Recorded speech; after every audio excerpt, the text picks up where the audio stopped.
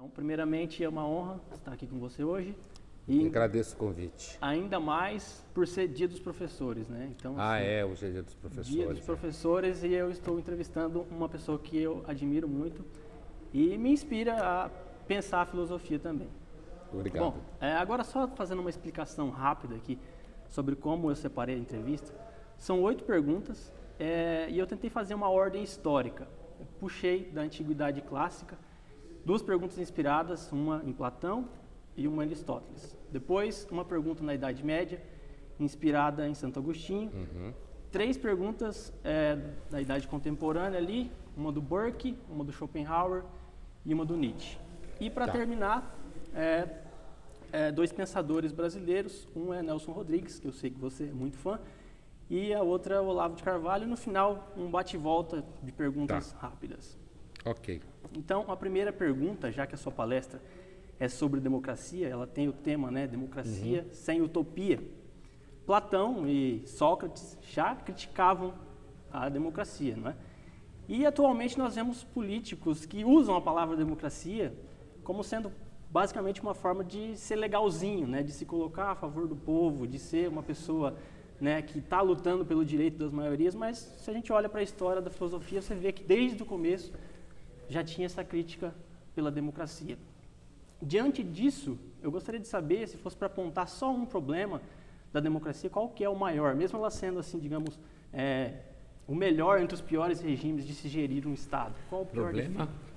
A democracia tem um déficit de verdade, ela é narrativa, como já dizia o Platão, retórica, demagógica.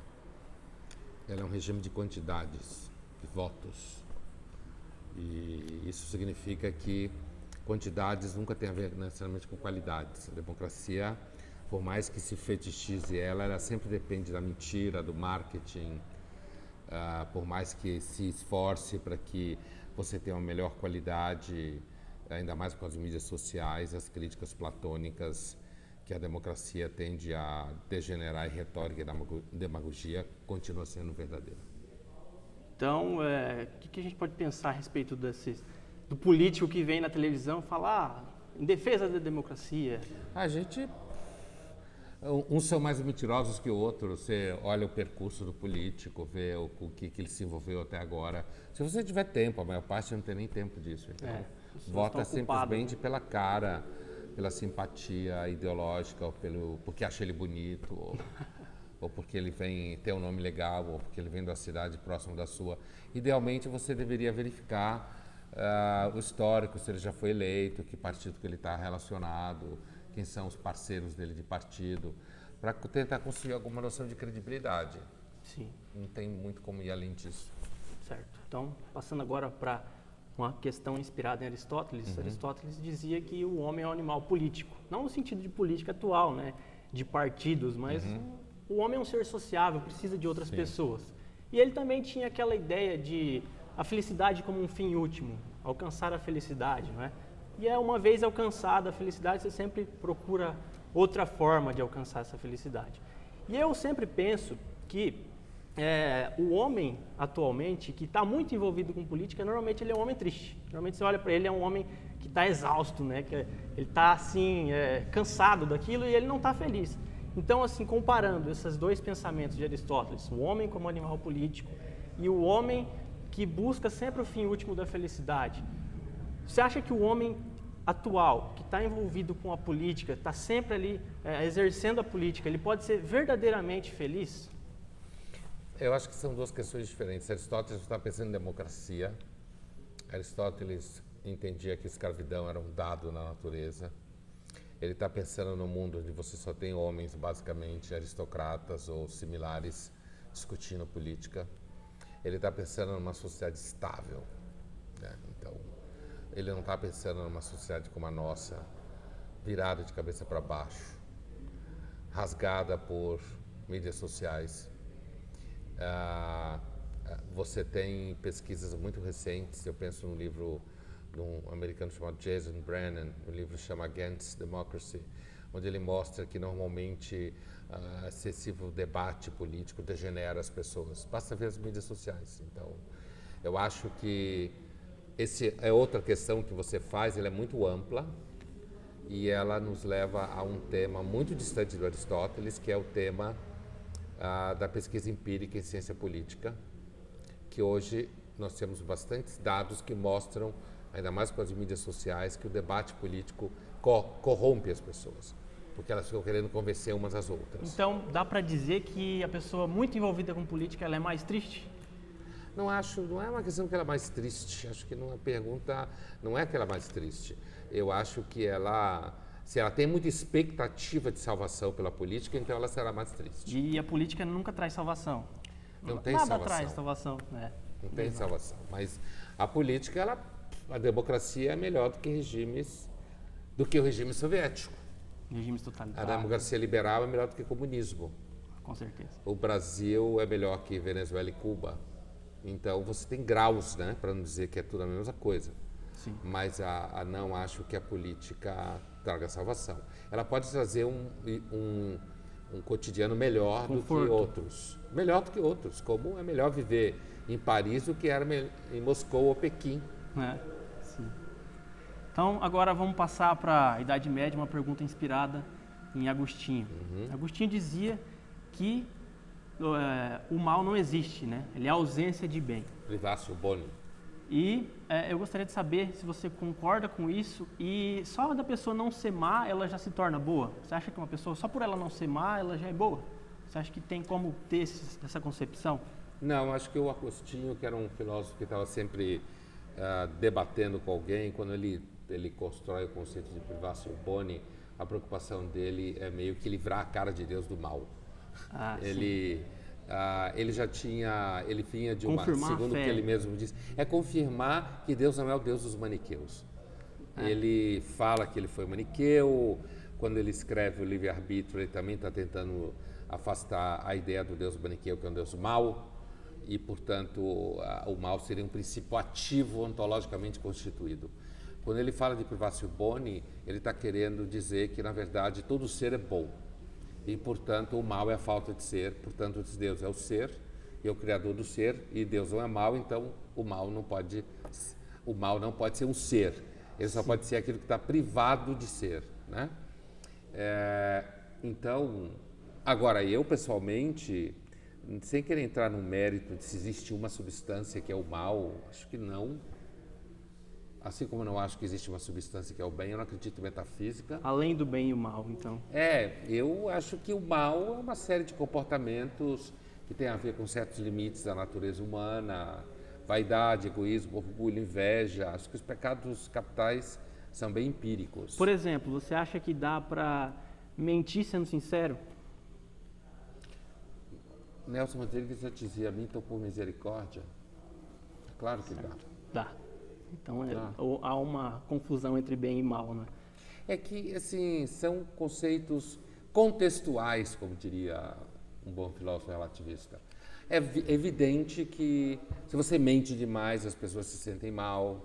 Então, eu acho que não tem categorização para dizer que bem e mal são relativos, então o bem e mal existem, sabe? Sim. Aí eu penso um pouco que, como o Círculo de Viena, na filosofia, no começo do 20, pensava, inclusive influenciado pelo Wittgenstein. Eu acho que muitas dessas perguntas resultam de mau funcionamento da linguagem. Então a gente fica tentando estabelecer, é claro que às vezes mentir é uma forma de generosidade, é uma forma de sinceridade, uma forma de contenção. Às vezes você pode dizer a verdade que você é um escroto, você quer maltratar a pessoa. Agora existem âmbitos, se você é um gestor público, você é muito mentiroso, você é ruim. Certo. Então aí você deve buscar formas mais amplas de transparência.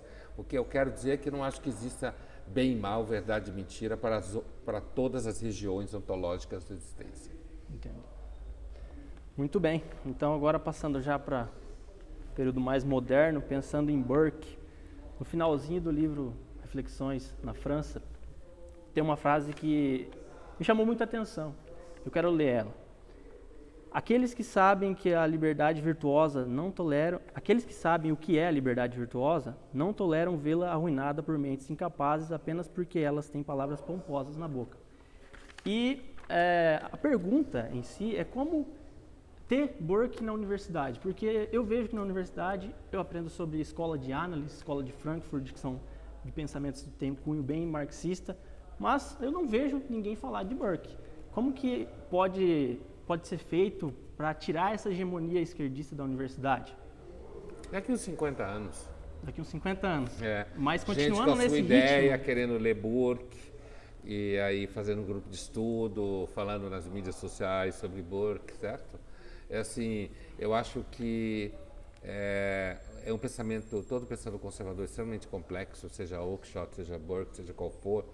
Se você pensar, ele também falava que o mundo estava dominado por economistas, sofistas e calculadores, e que a comunidade, o mundo, a sociedade, a comunidade de almas que reúne os mortos e os vivos que ainda não nasceram, e percebeu muito bem o caráter retórico falso do discurso jacobino em nome da liberdade. Então, já existem lugares, espaços em que você tem cursos nessa hora. Por exemplo, a gente está criando uma escola de autoestudos na PUC São Paulo, onde você tem aulas sobre pensadores conservadores. Agora, isso vai demorar de acontecer, porque a esquerda e o PT... Mas é um processo natural. Eu não acho que seja natural, eu acho que pode ser que nunca aconteça, mas tomando o Brasil como está hoje, que você já tem algumas pessoas que descolaram do totalitarismo marxista-petista, é possível que você tenha, em algum momento, como já tem em espaços não oficiais, institucionais, você tem revista Burke, você tem institutos liberais em que você tem gente lendo autores como ele, então acho que está melhor do que estava 10 anos atrás. Sim, muito bem. Agora, falar de Schopenhauer, que é um filósofo que eu admiro muito, e ele tem aquela coisa daquela vontade louca que rege o mundo, né? E ele dá essa resolução para encontrar um equilíbrio nessa vontade, para ela não dominar a gente demais, a gente não se corromper, digamos, se chegar ao budismo, né? E eu já vi que você criticou o budismo moderno, que às vezes as pessoas elas trocam de religião como trocam de roupa, que é uma coisa... fala do budismo light. O budismo light. Que não é o que Schopenhauer está falando. Com certeza, mas eu gostaria de saber se você concorda com essa ideia de controlar a vontade através do budismo, e se você tem outra solução para isso, para as pessoas não se deixarem levar para os seus instintos, digamos, né? Eu jamais conseguiria ser um monge budista, só se eu passasse por um longo processo de depressão e chegasse à conclusão que a vida é uma merda. O que é sempre um risco, né? Mas, por natureza, como dizia o Cioran, que é um filósofo romeno que eu gosto muito, eu não tenho uma natureza capaz de ser budista. O Schopenhauer acreditava que era a condição de um monge budista, uma seta, que consegue aniquilar a vontade em si mesmo, era a única forma de escapar da vontade. Eu entendo o argumento do Schopenhauer porque a vontade e o desejo nos deixam loucos. Sim. E nos levam à destruição. Uma das formas de você tentar escapar disso é trabalhar muito e chegar no final do dia cansado e dormir. Se ocupar. Se ocupar é você tomar remédio para não ficar muito pensando nesse tipo de coisa. Ou é você realizar a vontade algumas vezes para descansá-la. Ou você tem um conjunto de elementos na sua vida em que mandem você em razoável equilíbrio. Schopenhauer, como todo filósofo romântico do período, é um desequilibrado e tende a achar que encontrou a explicação das coisas. Não existe uma explicação. A vida não é vontade. Existe uma vontade louca que o Freud trabalha também de outra forma. Existe a nossa tendência a se autodestruir muitas vezes, mas nem todo mundo vive assim o tempo inteiro. Eu acho que quanto mais a gente é obcecado em ser feliz, pior a gente fica. Você acha que ter essa consciência da vontade piora a coisa? A pessoa que sabe que essa vontade existe, ela, por exemplo, a pessoa que é muito inteligente, às vezes ela sofre mais do que uma pessoa que às vezes não tem consciência disso. Existe aquele ditado americano, ignorance is bliss, se você não sabe muito, você não fica muito triste. A medicina grega suspeitava que a melancolia é típica de homens mais inteligentes. Eu não acho necessariamente que o conhecimento traga felicidade, mas eu acho que o conhecimento, se ele for razoavelmente encaixado numa experiência madura de vida, ele pode trazer algum tipo de descanso, sim. Sim, certo. Beleza, agora vamos passar para o Nietzsche. No livro O Anticristo, tem uma frase, também eu vou trazer outra frase aqui, que eu achei extremamente polêmica, mas às vezes as pessoas não comentam tanto, eu quero ler ela. É o seguinte: a humanidade se atreveu de chamar a compaixão de virtude. E ele usava, acredito, né, que o pretexto dessa concepção de criticar esse espírito de compaixão como uma forma de dizer que o homem é fraco quando age com compaixão. Não sei se eu estou certo em dizer isso. Eu gostaria de saber se você concorda com essa coisa de que a compaixão é um problema e o que seria do mundo se não existisse compaixão. Eu só aceito que o Nietzsche está certo nessa frase se eu entender que ele está falando da compaixão como forma de ressentimento. O Nietzsche critica o ressentimento e entende que grande parte das virtudes morais elas são fruto do ressentimento, da fraqueza, da inveja, do ódio que os fracos têm daqueles poucos que são capazes de ver a partir de si mesmos. Eu só entendo essa frase do Nietzsche se ela representar uma forma de compaixão falsa. Porque eu tenho certeza que o super-homem do Nietzsche, na sua condição de autenticidade, de autor da própria vida, seria assim capaz de perceber e de sentir compaixão pelo outro. Então, se o Nietzsche está falando que compaixão per si é ruim, eu não concordo com ele. Sim. Então, o super-homem, ele sente compaixão? Se for uma compaixão verdadeira, ele Eu acho sentir? que qualquer pessoa sã sente compaixão. Certo.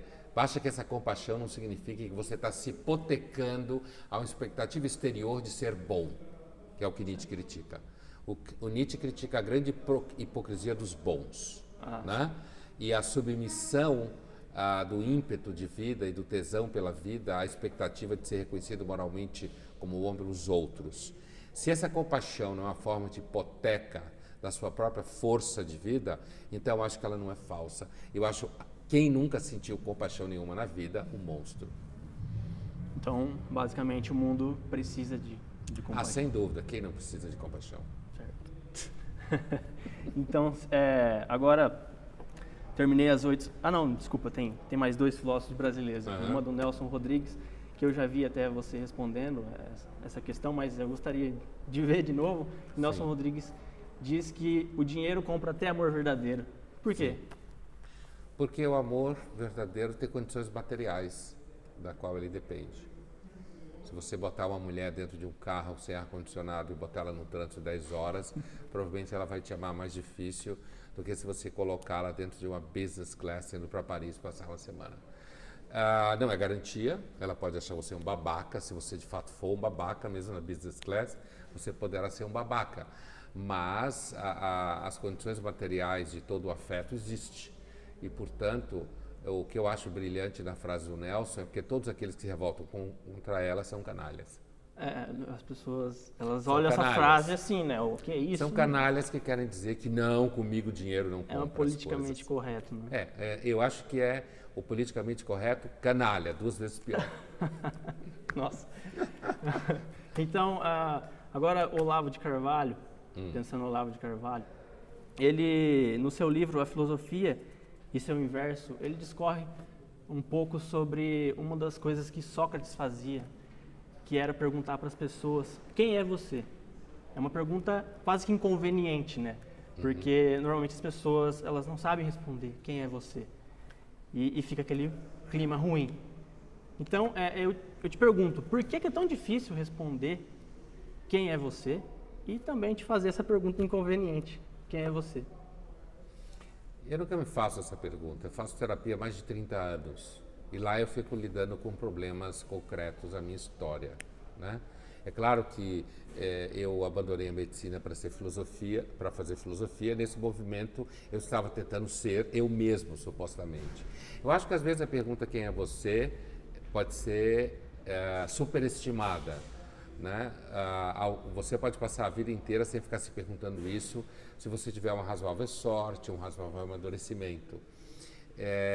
Filosoficamente, perguntar quem é você é uma pergunta que visa identificar quais consistências você tem no que você vê como a vida, quais são os valores, quais são as virtudes, quais são os vícios, o que você entende por felicidade, quer dizer, se você entende que você é um ser imaterial ou material, se você entende que você é uma pessoa que está em relação com um nível sobrenatural ou não, se você é mera matéria.